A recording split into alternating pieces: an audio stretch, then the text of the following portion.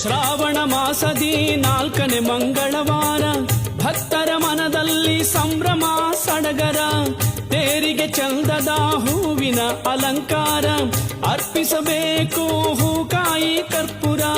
ವರವನ್ನು ನೀಡೆಂದು ಮುಗಿಯೋಣ ಕರವನ್ನು, ವರವನ್ನು ನೀಡೆಂದು ಮುಗಿಯೋಣ ಕರವನ್ನು.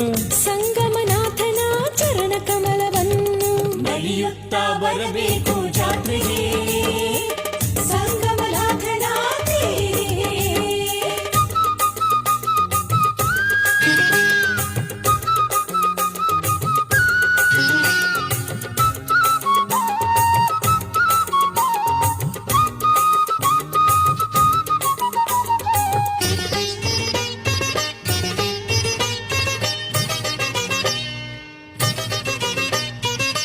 ಸಂಕ್ರಮಣದಂದು ಸ್ನಾನಾದಿ ಉತ್ಸವವು